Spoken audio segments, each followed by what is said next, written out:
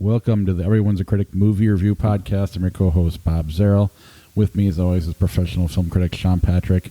Visit us at IHateCritics.net, Everyone's a Critic Podcast.com. We're on Facebook, Twitter, Instagram at CriticsPod. That is our handle. Subscribe to the show at Apple Podcasts, Google Podcasts, Spotify, Stitcher, Alexa, all your podcatchers. If you give us a 5-star review, we'll read it on the air, and we will give you a Blu-ray that Sean has gotten from one of our distributors. Got a full box of them. Yeah, so send us those 5-star reviews on Apple Podcasts, and we will read them on the air. Patreon.com/criticspod is the best way to help support the podcast. And I'm sure there's other things I'm forgetting.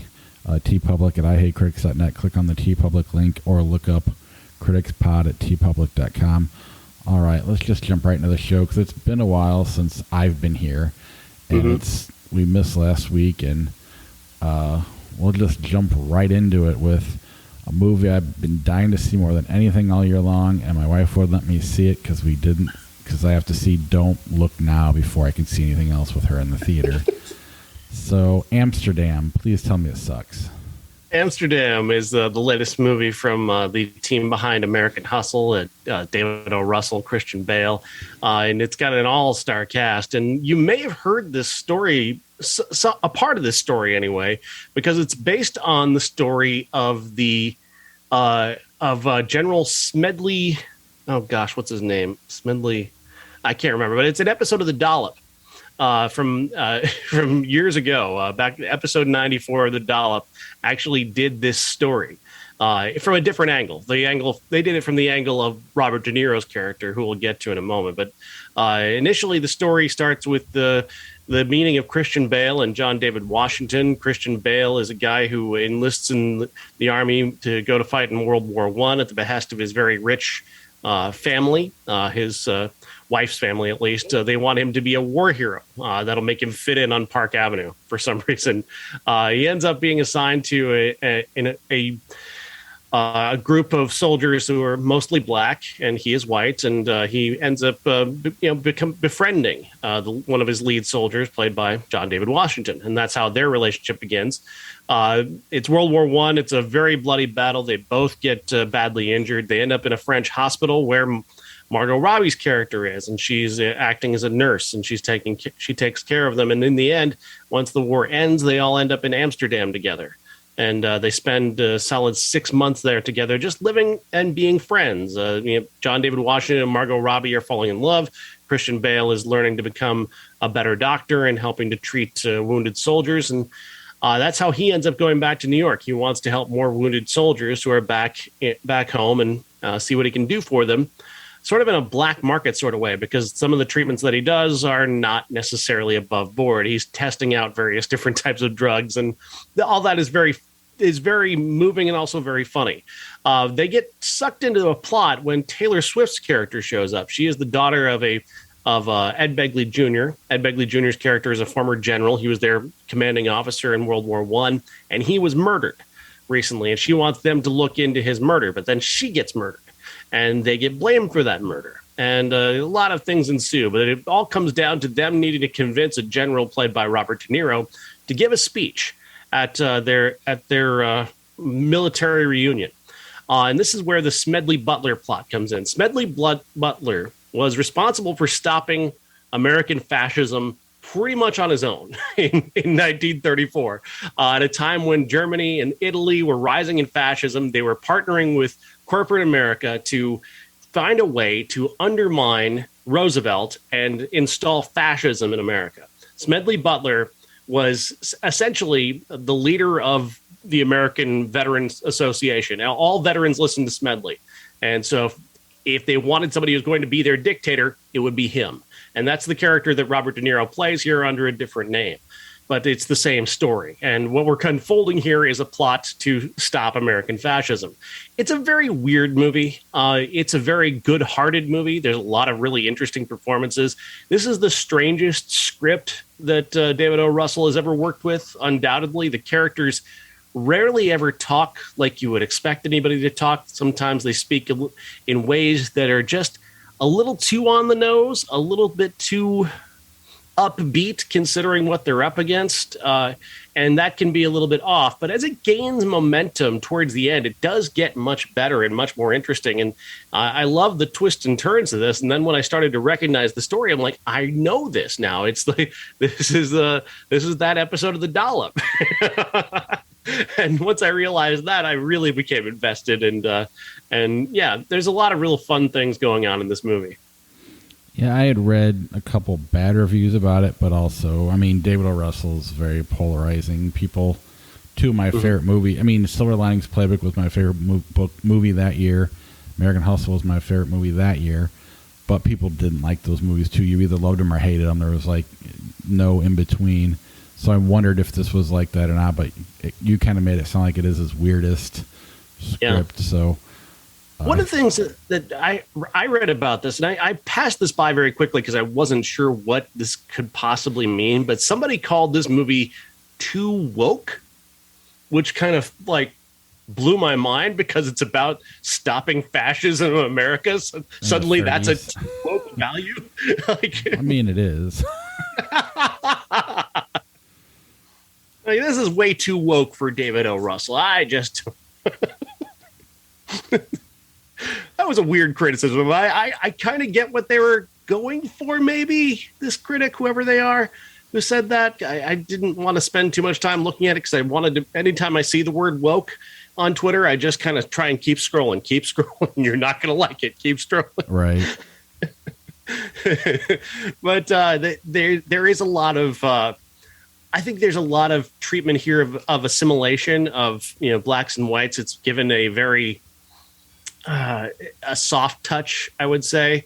John David Washington doesn't seem to face as much racism as you might think he would face, considering the situations that they find themselves in. They nod to it, but they don't really get into it. And I don't know, maybe that's my perception of history, that all black people were just simply mistreated all the time. And that's certainly not everyone's experience of being constantly mistreated by racism. I'm sure that's most people's experience at the time, black people, I mean, but it maybe wasn't this character's perspective. That said, these characters are invented characters to go alongside the business plot, as it was called on The Dollop, and what it was called in history. It really did happen.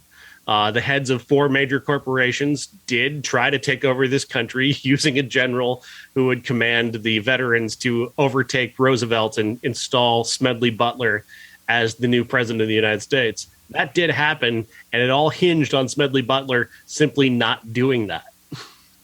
Jeez. And you couldn't pick a better guy than Robert De Niro to sort of embody those values. Oh, for sure. I mean, the whole cast is pretty amazing. I don't know how good they are in the movie or not, but just looking at the names at the top of the poster here. I think this has got a lot more fat on it than your typical David O. Russell movie. I think when I think of American Hustle, I don't think of it being 2.5 hours long. I feel that movie feels much tighter. Even Silver Linings Playbook feels tighter because those characters are so sharp and they're constantly in the moment. This one does feel like it drags. I was making edits in my head of what you could take out of this to make it move quicker, and those elements I thought, yeah. I mean, it all makes sense in the end. You could see why he wanted them. There's a lot of scenes that would seem very precious to a director as they're written and as they're performed. Like, I don't want to lose that. That character is so good in this moment. Like I would imagine there's a couple here with Michael Shannon and Mike Myers who play sort of partners in birding, if you will, and they have a couple of really great moments, and they're really terrific in it. But I could see where we might be able to take that out.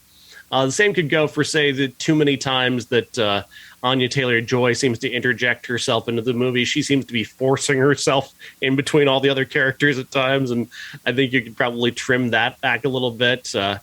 Other than that, this movie, most of it, I think, is so very, very good, and it's such a great story that I think it holds together enough. But don't go into the Dollop episode thinking you're going to find these 3 characters. Again, that one's specifically from the perspective of who De Niro is playing in this movie. Don't worry about that.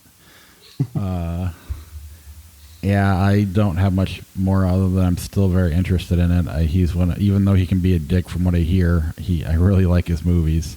David O. Russell, that is. So how is Chris Rock? I know the big thing was Christian Bale couldn't be around him because Chris Rock made him laugh so much, and he fell out of character, so he had to not interact with Chris Rock much. At least that was the narrative on the talk show scenes.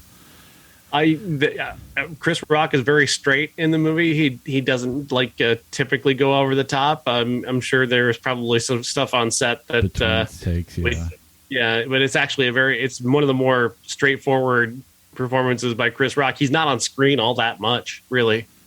Yeah. All right. Do you think it hangs around for award season, or is it too? I think it's too polarizing, probably. I don't think it's quite as strong. Tone-wise, it doesn't have the sharpness that Russell is so well known for, and that's it's a little too soft in the end. Fair enough. All right, let's move on to a movie I didn't even know existed. Hellraiser. Is this a remake, I'm assuming? This is sort of a reimagining, I guess, a restarting with a new sort of idea. It's similar to the original Hellraiser, but a full-on reimagining of the story and the characters. So the idea here is that this version of Hellraiser is pushed forward by a character played by Goran Visnjic. He is a multi-billionaire who has gone so far in the direction of seeking pleasure that he's finally sought out the Cenobites, who he has, to his understanding, can promise him feelings beyond any imaginable. And so he seeks out the puzzle box. He uses various different people to open the puzzle box by poisoning them with the puzzle box, so he can get it to the proper configuration where he can have an audience with God.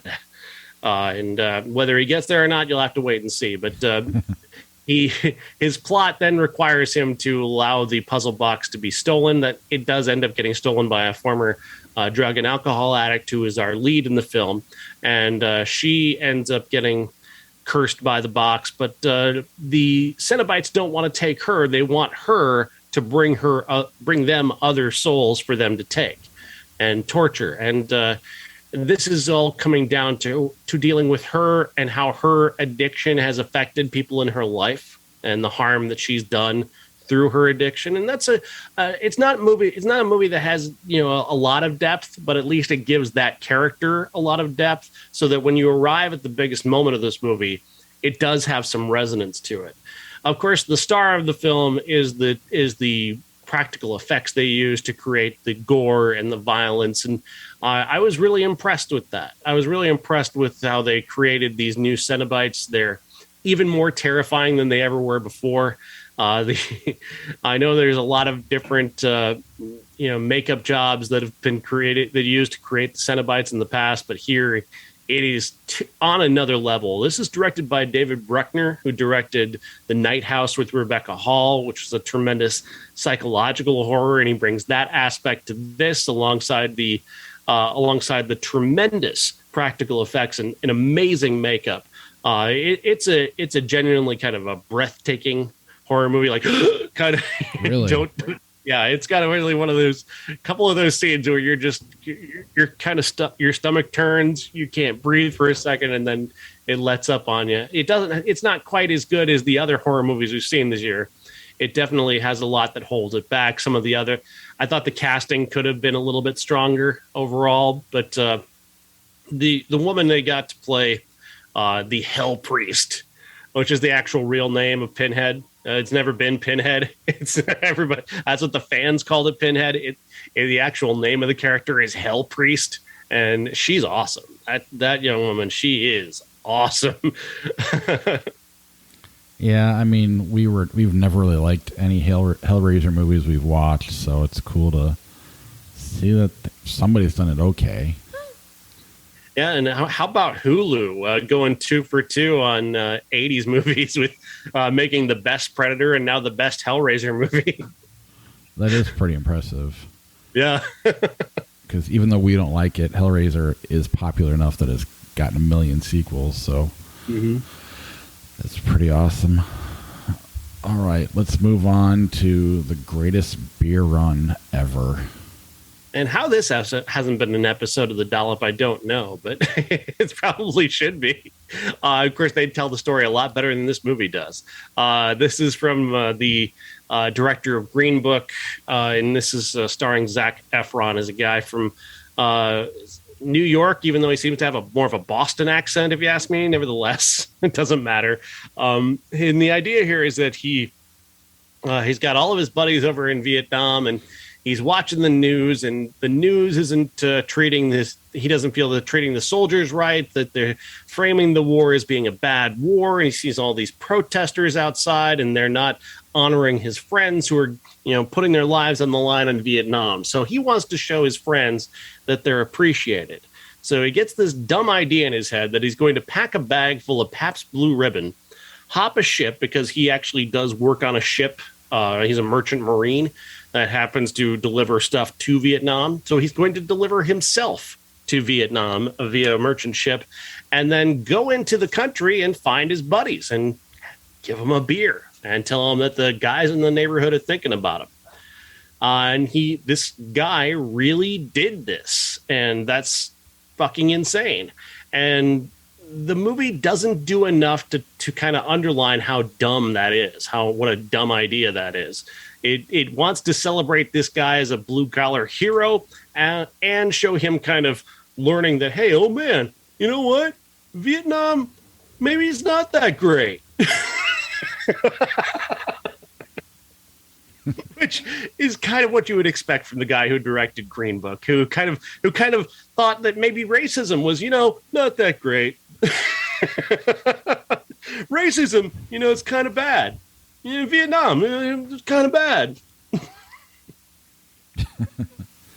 Is this one of the Farrelly brothers that directed this? Or? Yeah, Peter, is it? Peter Farrelly? Yeah. I don't know. Yeah. He is really a terrible director on his own. He has no edge. I want his grocer brother back. That guy, at least his contributions apparently were the gross part. Yeah, I mean, what's weird is, both this and Amsterdam, in a different year would have starred like Zach Galifianakis and Kristen Wiig, and we've talked about movies like that in the past where, like, it would be great if they'd use like real actors, Matthew McConaughey or a Zac Efron or a Christian Bale. And here we are, and this one clearly appears to have shit the bed a little bit. It's a great title. Maybe it would have been great with Nicolas Cage 30 years ago or something like that, as always. Or even, it sounds like the Russell Crowe character is barely in the movie based on your review. Yeah, Russell Crowe plays a character who's a reporter in Vietnam, and he's the guy who kind of gives him a little bit more perspective about what's happening in Vietnam. And he has a couple of experiences that where he nearly loses his life that kind of, like, again, contributes to the idea that maybe Vietnam wasn't good. How you make a movie about Vietnam, about a guy going to Vietnam, and then the idea isn't that, holy shit, what the fuck are we doing here? Like, it misses the absurdity of this. Like, this is an absurd story. It needs to be treated with the kind of absurdity of the idea of a blue-collar guy going into Vietnam to drop off Pabst Blue Ribbon to his buddies. That's absurd, and this movie has no absurdity. They just want to treat this guy like a blue-collar legend. It's like he's like a man of genius, from the beer commercials. Like, that's the level of insight that we're getting here.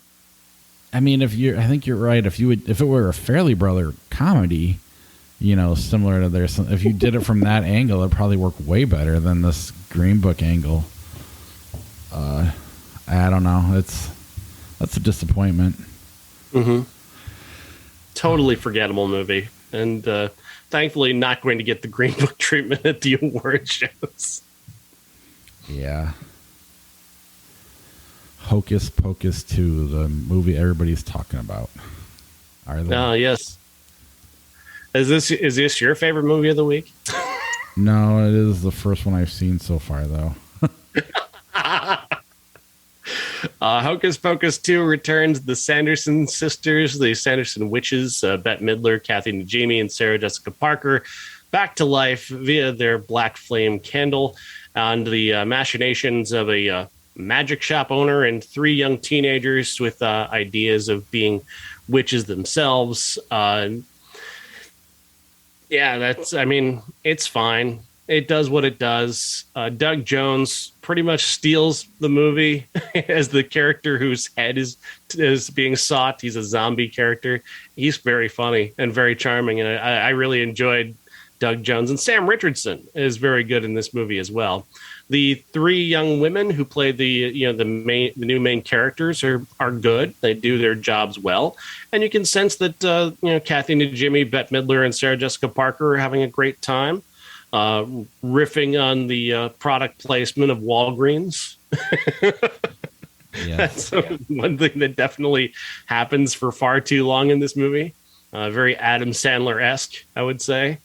But the fact that it's Walgreens, the fact that it's Walgreens is almost humorous, though, because it's like, why would you product place Walgreens? What is a pharmacy but a modern day apothecary? I get it. But you're right. I mean, at worst, this would be a bad movie. At best, it's harmless.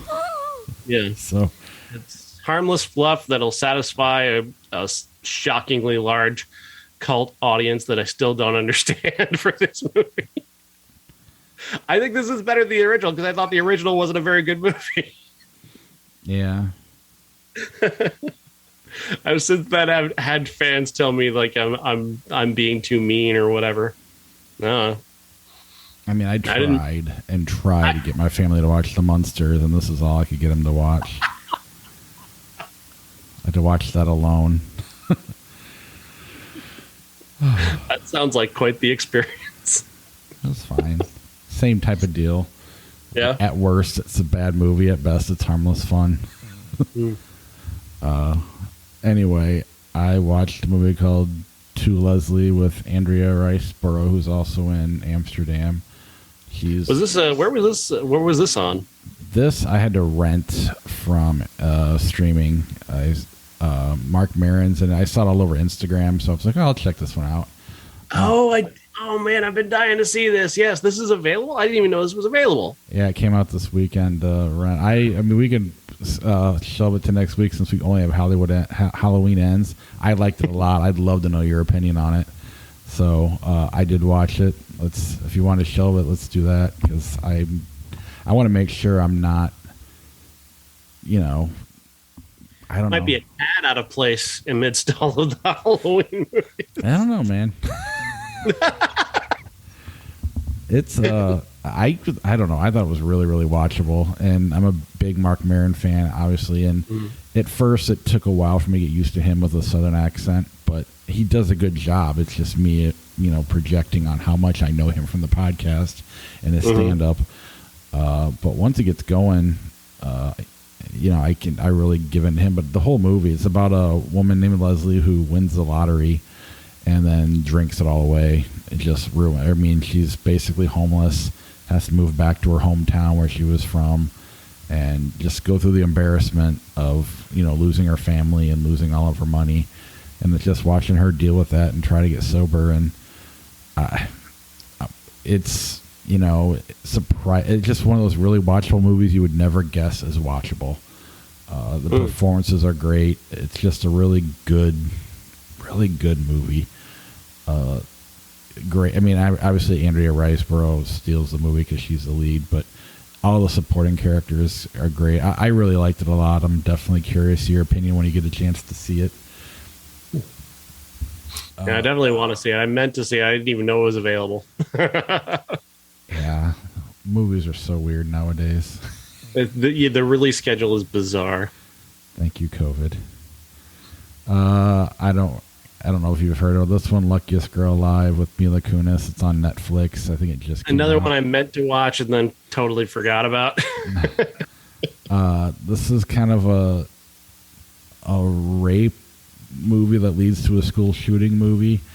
But, with all of it that it's got contained in it, I think it was pretty well done. Mila Kunis does a great job, dealing with both the school shooting that she was involved in along with the rape. And it takes its time, letting you know what exactly happened. And, we don't, I mean, it is kind of a mansplaining version of this movie, I guess. I think it was directed by a man, but it's still a very good movie. I couldn't stop watching. I put it on late last night, and it kept me awake the entire time, which that doesn't happen very much anymore. So I'm curious, again, was I tired? Am I giving this movie too much credit? I thought it was really good, but again, I don't think this one specifically is an award-winning movie by any means. I think To Leslie could be in certain, maybe not Oscars, but certain smaller independent, type awards. But I thought they were both really good. And obviously, I saw The Monsters again. Harmless, fun, at worst, bad. Yeah, great. I wish Netflix would do a better job of telling people when their movies came out. Like that one, I totally didn't know about. Really, they drop things so quickly on. And Apple's even worse. Apple's the worst. Apple TV is the absolute worst. Absolutely, the way they drop things, like they've got two amazing documentaries they've told nobody about Sidney Poitier and Louis Armstrong, and they've told nobody that those are there. And they did that with Coda last year, which somehow that movie survived that ridiculous way that Apple puts out movies. Cha-Cha Real Smooth is one of the best movies of the year, and nobody's seen it because Apple did nothing to promote it. And the movies we do see from Netflix are the ones we don't want to see. Which we'll get to that in a second, but I would say like HBO and Peacock are probably the best. Peacock does a great job. The Peacock, good shout, because Peacock does a great job of telling you when their movies are out, and you don't wind up being surprised when they're already out there. Now, also though, Peacock doesn't release like 17 movies a week like everybody else does, so there's that as well. But anyway. One movie we all knew was coming was Blonde on Netflix. And I'll try to be the devil's advocate. You be the genuine review. Because I agree with what you're going to say, but I'll do my best to try to defend a sociopath. Anyway, go ahead. I hate this movie. This is the latest attempt to cash in on the life of Marilyn Monroe by Netflix. They already did it with a terrible documentary they released, and now here they are. Using Ana de Armas to capitalize on Marilyn Monroe. And it's a real shame because Ana de Armas could play Marilyn Monroe, and I think she probably could do it very well. But she's trapped inside of a story here that is just about exploiting Marilyn Monroe as a sex object, as the subject of our imagination, as the most, talked about and thought about and written about and considered life on the planet. And she did indeed live a pretty incredible life during her time. But man, I don't know what anybody making this movie thought they were accomplishing by showing us the things that they show us in this movie. I don't know why, for instance, we were inside Marilyn's vagina. What exactly, Andrew Dominic, was it that you thought, well, she has the most examined life in the world. Why don't we, while she's having a miscarriage, go inside of her vagina? Just kind of underline the point that, because, she's the most examined woman in the world. She's only the most well-known human being on the planet. Where have we not gone? Inside her vagina. Let's go there. What a piece of crap. This movie begins by placing her in this three-way relationship that she's in with two guys who are sons of Hollywood legends, Charlie Chaplin and Edward G. Robinson. I'm not sure. The other one. Yeah, they fall into this throuple situation, and it's almost as if they want to use this modern term throuple and apply it to Marilyn Monroe, almost like it's some kind of you see how the culture hasn't changed, or how we can relate this to the modern culture. And fuck you. Do you even know that this happened? I mean, is this speculation? Is this real? Who cares? It's all about showing them having three-way sex. It's all about showing her naked.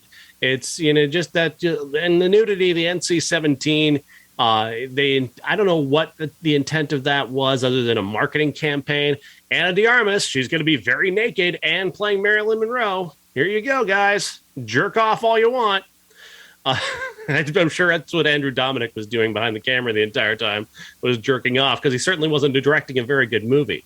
They portray the relationship between her and President Kennedy by having her take a load on her face for some reason from the president while he's negotiating a deal. We have no idea any of that could have possibly been real or not. We don't know, but thanks for the constantly visiting indignities upon her is just what this movie is all about. Just torturing her for no good reason by just heaping indignity upon indignity, whether it's the men in her life constantly betraying her with violence, whether it's her constantly being exploited for her sexuality. It's just this constant barrage of hateful imagery aimed at this woman. And I don't know why. I don't know what Andrew Dominik was hoping to accomplish with this. I would love to understand it, but it to me, this movie, it ranks next to a movie like Hostel for me. The way that he seems to not merely present the torture of Marilyn Monroe, but almost like, you know what, she kind of deserved it. Like I'm kind of enjoying doing this to her. And it's that twisted sensibility that really disgusts me. On top of the things that Andrew Dominik has then gone on to say about why he made this movie, he is a disgusting individual, a complete moron, by the way, who, criticizes gentlemen prefer blondes without ever having fucking seen it. Hey, fuck you. She's not playing a fucking whore in the movie, you asshole. Sorry, I'm getting angry because Andrew Dominik can kiss my ass. Yeah, I mean, I'm not really able to totally do the devil's advocate thing. Here's Netflix was very, if you look at the way they describe the movie, is a fictitious account or whatever. Andrew Dominik in his interviews is saying it's just as true as everything else you've ever seen. He's very, there was no joy in this movie. So I don't even like, I guess I'll disagree with you in terms of, I don't think he was enjoying, other than the artistic, whatever. I think he was caught up in that, which to me makes him kind of a sociopath. But I don't think, this is a weird statement to say as a 42-year-old, but I don't know who watches this to jerk off to it, because there's nothing fun. The nudity is not sexy. It's not fun. It's it's depressing. And in his interviews, he's like, well, she killed herself, so I just want to show why she killed herself. And it was just he said that a bunch in the interviews, and it, to me, that's why are you making this movie? Yeah. Why not use a fictitious character? And even then, it's super long. Ana de Armas is good. She disappears into the role. I don't feel like I'm watching Ana de Armas, but it's not a fun movie to watch. There's nothing you've gained from it. I don't know. There's no insight. You don't learn anything about her other than her life is miserable. She was a constant subject of misery. There's only misery in this woman's life. And it's like he's trying to go back and explain why, because of her relationship with her father or whatever. And it was just but it's complete. I guess it's based on a book that was completely made up. But from what I understand, the book's not even really you're not really even able to make that book into a movie, so why did he try to? And then it makes you look at his other movies and wonder, how good are they really? How much liberties did he take with those stories, and especially the ones that are supposed, quote unquote, true. I was hoping this was going to be good prior to it coming out, just based on I never really hated Andrew Dominik up until I kind of liked the. I've never really had much of an opinion of him. I thought Killing Me Softly is a bad movie, but it's bad in a very uninteresting way. And the coward Robert Ford The Jesse James movie with Brad Pitt is good because Brad Pitt and Casey Affleck are really good, and the cinematography is okay, but it's overlong. It drags a lot. That is true, and it didn't bother me as much at the time, but looking back at it, it definitely I do. It seems to this makes me kind of question that one a little more. Obviously, he's got skills. I mean, this looks good. But the whole everything about it is just depressing, and it's just makes you feel dirty. And I don't know. I mean, even the NC-17 wasn't because of the nudity. It's because of like probably being inside of her. Not to mention the John F. Kennedy scene. It's you could have trimmed a couple of things, and it's easily an R. And that doesn't make it any better. It still sucks, and it just more so than almost any other movie I've ever seen. This makes you want to take a shower afterwards because it just makes you feel gross. And it's not Hostel. It's not a horror movie. But it's more disgusting than almost all of them. And then you throw in the fact that she's a real person makes it even worse. So yeah. I mean, some people have given it praise, but obviously he's got skills in terms of look, but the whole the depth or the bulk of the movie is just torture. I mean, it's hard to watch, and there's just no joy. I mean, you've used that before in movies, but more so than any other movie I've ever seen, there is not an ounce of joy in this thing. And it's Marilyn Monroe, who has given a lot of people joy in terms of the movies and art she's produced. So, well, I mean, here's the thing, and if it was Truffaut or Godard said if you want to critique a movie, make another movie. My Week with Marilyn with Eddie Redmayne and Michelle Williams makes the same points without any of the nonsense. It shows why it demonstrates her sadness, her humanity, her career. It gets to the heart of all of those things without ever having to exploit her or treat her like she wasn't a human being. And Michelle Williams makes Marilyn a full-breathed human.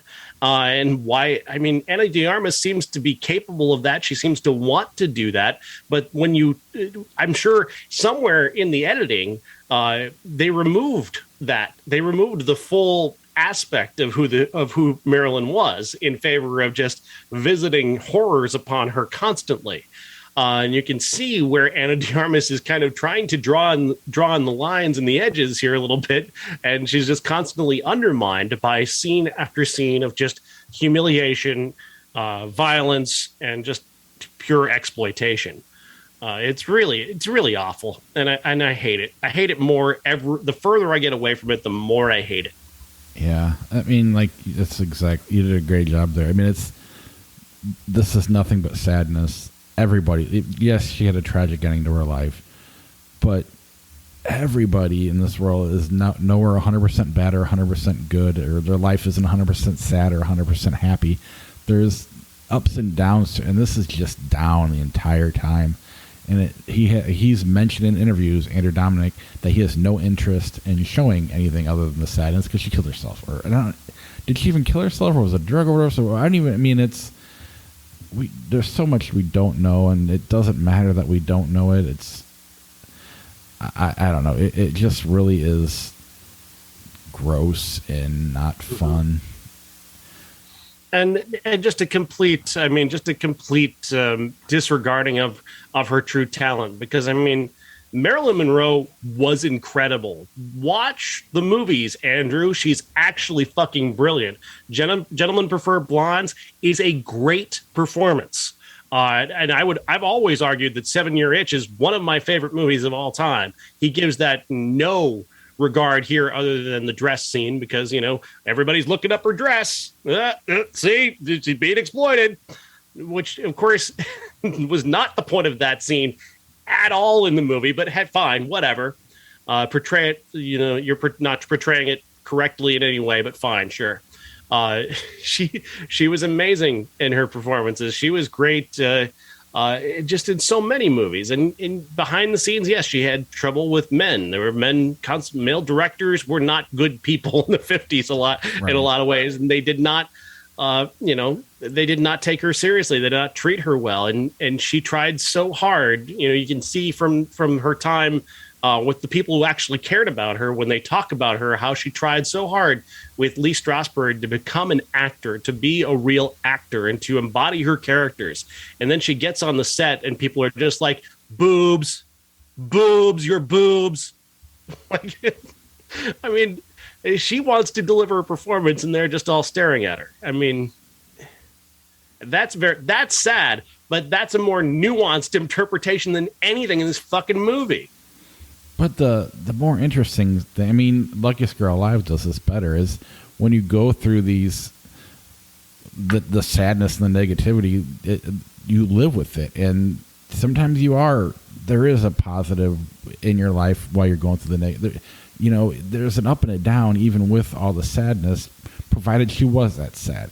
And they don't even attempt to show any of that. I mean, even if you look at the real life stuff with Harvey Weinstein that went around, I mean, people liked him. People were, Meryl Streep, they could even call him God at award shows and stuff. It's never as simple as just constantly sadness and negativity. And there's a way to do that with a made-up character, and to show to examine living with the sadness and everything else that goes with it, and being guilty for being happy, but this doesn't even try to do anything other than just depress you, and I just don't get it. No, I mean, go back and watch My Week with Marilyn, and you'll get a far better idea of somebody who actually plays Marilyn with a little bit of care. Absolutely. And again, I'm not here to shit on Anna de Armas. I don't know what she knew going into this. This is Andrew. She's not in charge of the edit. No, we can't control what the final product was, and I don't think this is the product she signed up for. Right. But we will now talk about our classic, which is one of Marilyn Monroe's first movies, if not the first. I believe this is her first role. Yes, the first role where she has some lines and you can see her, and she has a named character. All About Eve. All About Eve is not about Marilyn Monroe's character. She is in the movie, and she does really well. She gets a couple of really great scenes, and the character is treated with a little bit of dignity, and I appreciate that. All About Eve is actually about a character played by Eve Harrington, and a character named Eve Harrington, and a character named Margot Chandler, played by Bette Davis. Eve Harrington is a young woman who has the ambition to become an actress, and her ambition is explored when she finds her way into the circle of her favorite actress, Margot Chapman. Margot, I forgot her name now. Bette Davis's character. She invites her in. She insinuates herself into the life of this group of friends, and eventually uses that as a catapult to get herself onto the stage. There's so many amazing things about this. Firstly, Joseph L. Mankiewicz, for all of his limitations as a visual director, his wit, the wit of this script, the wit of these characters is so sharp and so well pronounced. Bette Davis is pronouncing the words of Joseph L. Mankiewicz is kind of like, it reminds me of like John Stockton passing to Michael Jordan. Like it's just the perfect marriage of that, of that aspect, the best at what they do, going between each other, Mankiewicz and Bette Davis. Bette Davis is incredible. She's just the greatest actress of all time, perhaps. And this is her greatest performance. She's just so on top of this character and so on top of what this character is intended. And what I found, even beyond just the movie itself and its wit and its humor and its lessons about the entertainment business and Hollywood and stars aging out of being stars and whatnot. What I found was this idea of duality and what these characters mean today in very different ways. And what I found is that Eve Harrington sort of represents this idea that you chase everything you want with all of your ambition, and how that can be sort of lead to the anxiety of having that all taken away. Whereas if you're somebody like Bette Davis or Margot, who has just her talent is innate, it's already defined, it's confidence versus anxiety. It's like the truth versus the lie. Eve Harrington is the lie, Margot is the truth, and those two ideas where the truth is going to win out in the end because she has actual talent, whereas Eve will never know in her entire life whether or not she's really talented because she's used this opportunity here and there to get to where she is. She's used DeWitt, the character DeWitt, who is amazingly played in this movie by George Sanders. He's a columnist, and he uses his power to raise her up. And whether or not she's ever going to be able to trust anybody, she's going to go through her life with this anxiety of potentially being exposed. Whereas Margot has gone throughout her entire life being Margot. She was born Margot. She is Margot. She will always be Margot. She will always be the most talented person in the room. And Bette Davis was like that too. Bette Davis walked onto a set as Bette Davis, knowing who Bette Davis was, knowing that she was the best there was, and could say to anybody, like, you may not like me, I don't care. I can do what I do on somebody else's movie. You need me. I don't need you. And at the time, that labeled her as a bitch, that labeled her as a problem among the studios, among the directors. That's part of why her career declines after this, and she doesn't get the roles that she probably deserved to get, because she knew how talented she was, and she could tell you how talented she was. And that's kind of what she kind of expresses all of that through Margot. And that's what makes me love this movie so much. It's why it's one of my all-time favorite films. I've watched it hundreds of times. I watched it twice to get ready for this show because it's incredible that way. I'm just blown away by the way this film is still so resonant, and how fucking sad it is that, being that this movie is 72 years old now, nobody watches it, nobody knows it anymore. The crazy part is it holds up though. It's an easy watch. It's not one of those where it's homework and you got to get through it. It's a very easy watch, and even the truth versus the lie is there's more depth than that. I mean, you're saying it that way to describe it, but the truth gets knocked down a peg, and the lie takes, and they really do a great job of making you interested in that. And it is weird that Bette Davis' career would go down after this movie, when this movie is literally about that very thing that affected her career later on. In a lot of ways, it's brave that she would do a movie like this, at the age she was, and being aware of Hollywood at that time. It's just a really, really good. I was just shocked at how much I did like it. I don't really know what else to say. You've kind of said it all. It is really the perfect movie. And there's no reason not to go back and watch this one, because it really does. I could see certain kids going back and watching this and being able to get through it and not be bored. I mean, some probably would be anyway, just because that's who they are. But it's definitely worth checking out. And I don't see this movie ever truly going away. There's always going to be that theater kid that discovers it or whatever, and I don't know. I'm glad I've seen it. It's another one to, another notch in the of movies that I hadn't seen before, and it really is very, very good. You got to see Of Human Bondage, because that's another of Bette Davis's best performances, and just that movie is fucking heartbreaking. So I can't recommend it enough. It's just amazing though that how there's no. There's no studio that's ruining movies back then like they are today. There's no the Reese Witherspoon run that she had, or I don't know why I picked her. There's a million other actresses who had worse runs, but where they just do all these romantic comedies with no substance at all. Every single one of these movies has substance of some sort. Even the ones that are hard to watch because they don't hold up, there's still a substance there.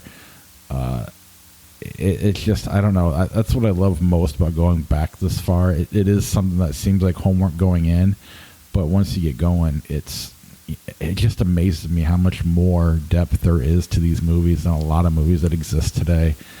That's why it's so exciting when we do find one that does have that kind of depth. And you know what else I observed while watching this? That is that Bette Davis is 46 when she makes this, the same age as I am right now.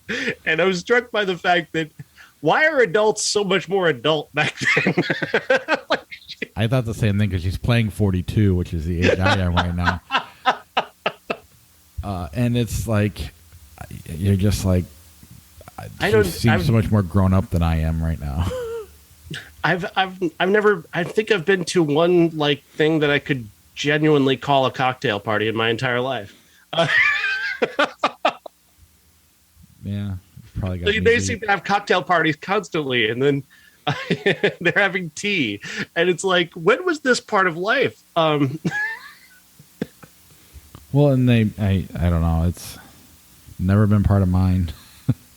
And all the men in the movie are in their 40s. They look like what they should be in their 60s because they've been smoking and drinking since they were 15 years old. Right. I imagine that speeds along the aging process. That's got to be the explanation. Yeah, that is true. I mean, that is a really good observation. Yeah, but I definitely, if you have a chance to go check out this movie, it's worth doing, especially if you want to do a run of classic movies. This is definitely one to make sure you throw on your list to see. Mm-hmm. And for anybody who wants to become, if you're a woman who wants to become an actress, just fall down the Bette Davis rabbit hole for a little while, and you're definitely going to come away with something you would not expect. Yeah, I mean, you can go down the Meryl Streep one or whoever else, but you definitely got to at least research Bette Davis and see something. I mean, the thing is, and I feel weird pointing it out, but like, she was not conventionally attractive, and never once in her career was she that typical ingenue that Hollywood was always searching for, and always was searching around her for. Like, here's the most amazing actress in the world, but who's that blonde behind her? Bette, could you step over here for me? Like, I've got to get to the really conventionally attractive one. And that happened to her so many times in her career. And she still found, the best material to work with, and took bad material and made it into good material, because you cannot deny real talent. And that's what she was. She was real talent. Yeah, I know you're 100% right. And I mean, everybody who's talented, even today, I mean, even Meryl Streep's not conventionally, and there's plenty of guys too. I don't know. We focus on it more with women. Obviously, sure. Men can get away with it, because men were running the industry then. They're mostly still running the industry in a lot of ways. And thankfully, the gears of time are shifting a little bit on that. But that used to be the thing that happened all the time. I fell in love with Bette Davis. I did, regardless of whatever conventional attractiveness is. When I saw Human Bondage, I was hooked. Yeah, I'm looking forward to that one. I'll try to find a week where you can throw it in. All right, in 1992, we got a couple weeks worth of movies. This is, at least in terms of, as far as I could tell, this is the most movie snob movie out there. But Glengarry Glen Ross, Hero, The Mighty Ducks, Mr. Baseball, Of Mice and Men, Running Mates, 1492, Conquest of Paradise, The River Runs Through It, and Under Siege. I love Glengarry Glen Ross, always have. Especially being a business person, it's just you can always tell the person who doesn't understand Glengarry Glen Ross by how often they quote Kevin Spacey.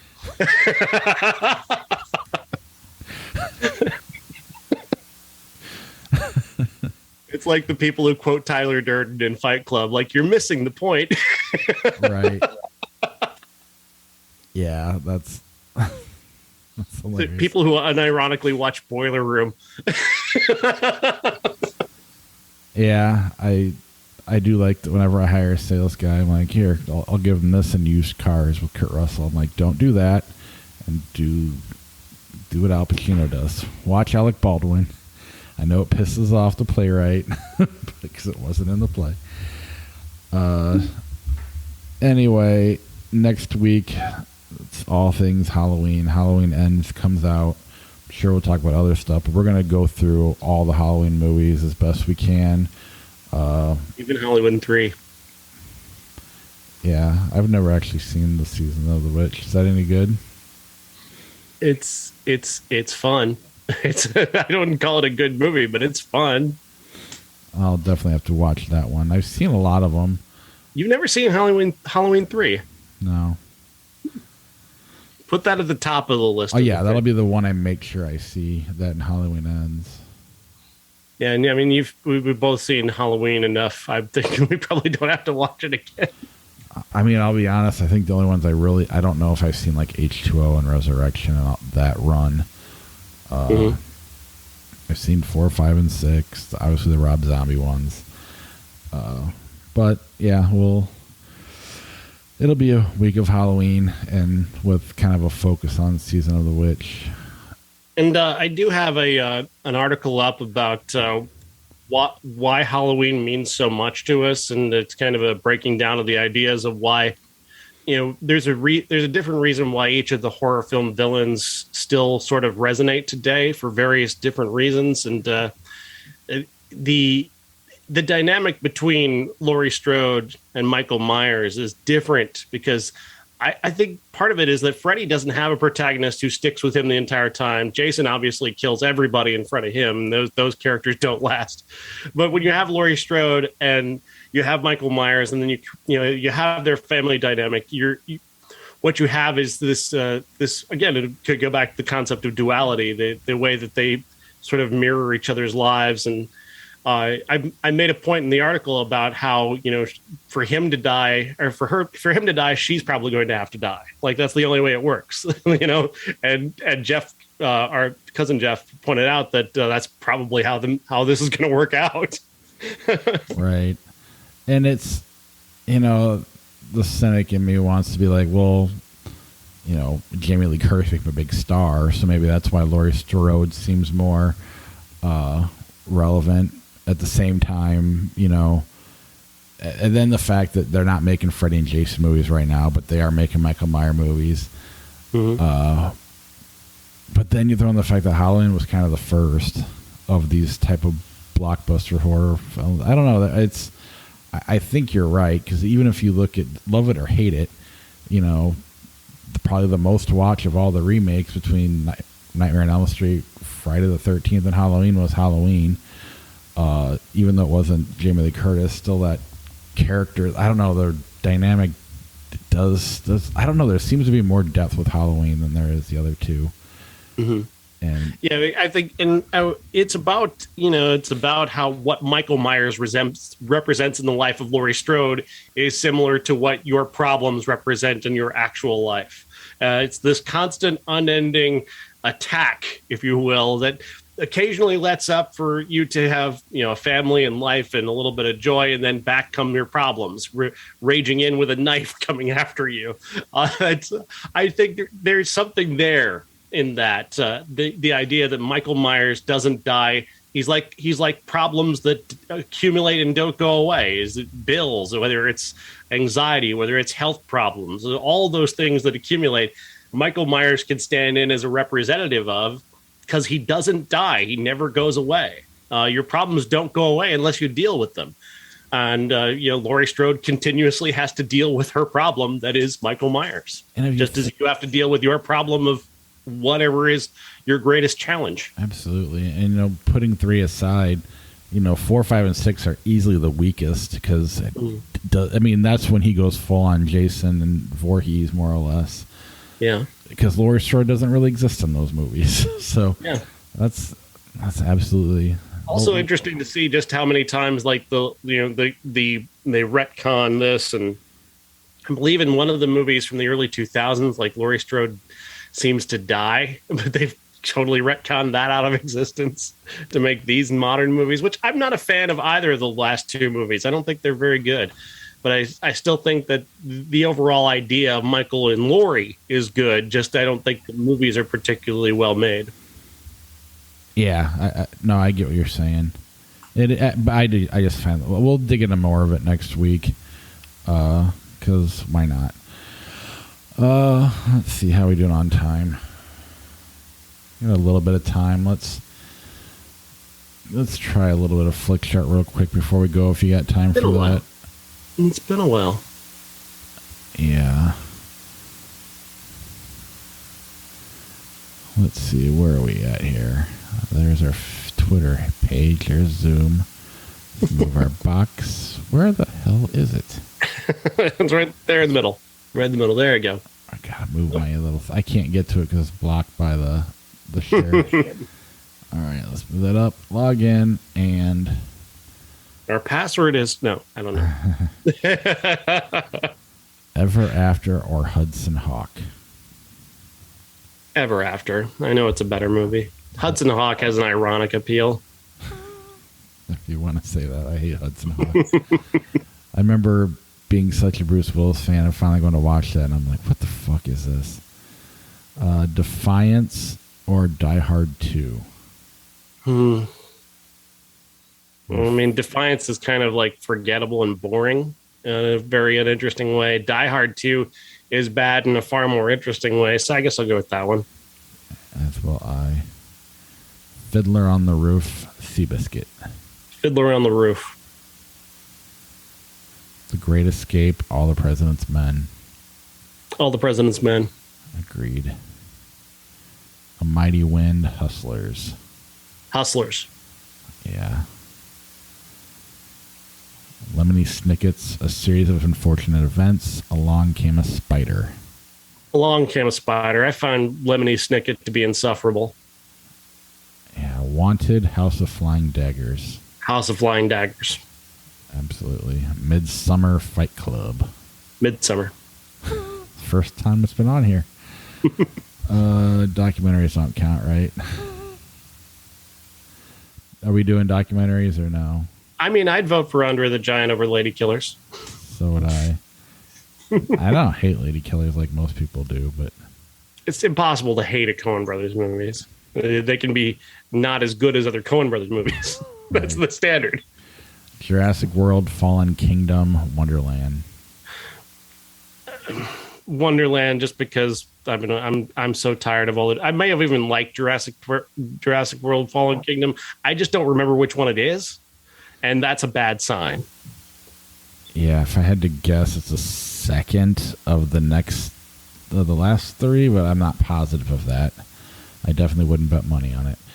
Fantasia 2000, Rescue Dawn. Rescue Dawn. I don't remember Fantasia 2000 at all, but I kind of remember Rescue Dawn just because it's Christian Bale's in it. I don't remember either one. Return from Witch Mountain, Eraser. You know why we got Return from Witch Mountain, right? No, I don't. Bette Davis is in it. So that wins, right? Yeah, why not?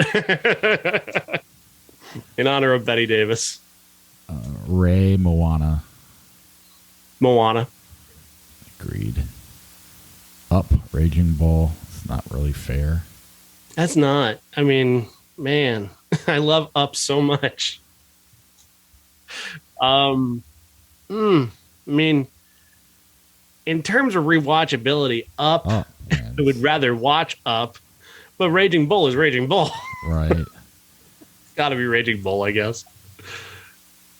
Yeah, but that's one that's close because I mean, Up 1 is great and it's the watchability is so high. Mm-hmm. Raging Bull, great with the watchability being kind of mid tier, but it is so good. It's so good. It's undeniable. Legend, Copland. Copland, I guess. It's Copland with the question mark. That's fair. I couldn't agree more. UHF, You're Next. UHF. Fine. I'm neither here nor there on Weird Al. Meet the Robinsons or Dial M for Murder? Dial M for Murder. But I Meet the Robinsons is actually pretty good. How to Survive a Plague? Crumb. Not seen that one. Grandma's Boy? Crumb. Crumb. Fuck Grandma's Boy. But it's a cult classic. I've never actually seen it. Stigma. Only if you're really high. Stigma. Point Break. Point Break. Point Break. Agreed. Rocky, Big Trouble, Little China. Rocky. This is me versus my brother. Tenet, Ocean's 11. Tenet. Where's that quarter at? I think Tenet's pretty good. I think it's fine. I just really like Ocean's 11, but you win. As always. Night and Day, Malice. Night and Day. Yeah, that movie's kind of fun. Smooth Talk, iRobot. I'm not familiar with Smooth Talk. Looks like Laura Dern, but I don't recognize it. History of the World, Part 1, iRobot.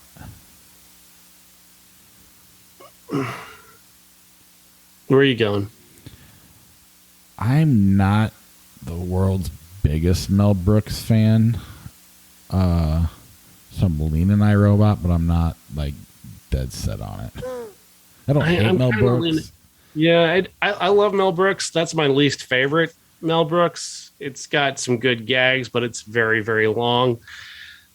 iRobot isn't for what it is. I mean, Will Smith is doing his charismatic Will Smith thing, and the idea is not bad. The special effects are not bad. There's something about it that just makes it come up just short of being as good as it could be. But I'm going to pick that one nevertheless. I talked myself into it. Pacific Rim, Wolf. Oh, I could not care less which one wins that. I don't know. I hate Pacific Rim, but Wolf, my memory of it is pretty bad. Yeah, that one should have been. I mean, with that cast, with Jack Nicholson and Michelle Pfeiffer, we should still be talking about that to this day, and we're not. Agreed. That's a good job. Pacific Rim's a shitty idea made as good as you can make it. Am I wrong? You're not wrong. No, but on that front, I would say Wolf is a more ambitious failure. So let's go with that. All right. I'm all for that. Spanglish, Mr. Megorium's Wonder Emporium. Spanglish. That's the one that doesn't have Dustin Hoffman in it. Correct. Hugo, Dial M for Murder. Hugo's wonderful, but it's Dial M. Yeah, it's like kind of like Raging Bull. It's hard for me to turn on. This is a tough one. That is very hard. Blood Simple, Little Miss Sunshine. Good God, they're so different, but they're so good. And what's so weird is where I'm leaning is the opposite where I would guess I'd be leaning. Like I'd assume I'm leaning Blood Simple, but I'm actually leaning Little Miss Sunshine a little bit. I am too. Yeah. Little Miss Sunshine. Yeah, that was very weird and difficult. Probably the closest to a coin flip for me. Oh man. Serendipity, Town and Country. It's a Josh tribute pick because Town and Country is one of the worst movies ever made. It is absolutely unwatchable garbage. Whereas Serendipity is at least passable garbage. It's gentle and pleasant.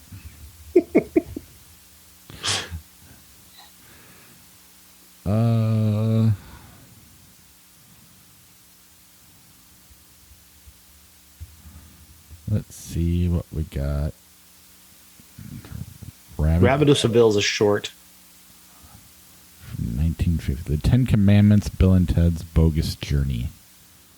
Tell Bill and Ted's Bogus Journey just because the Ten Commandments has been inflicted on far too many people over the years. Total bullshit. The Babadook, The Blind Side. The Babadook. Blind Side's a movie that gets worse with every day that passes. Ant-Man and the Wasp, Kung Fu Panda 2. Ant-Man and the Wasp. Did I send you the Tenacious D concert that I went to? No, I don't think There's so. a whole YouTube video. Like, the whole concert was taped that I saw. I think you'll enjoy it. And then 9 Inch Nails went on right after they did. Super Mario Brothers, Lake Placid. Lake Placid. Oh, Jesus Christ. Last one, the Vacation remake, Gandhi.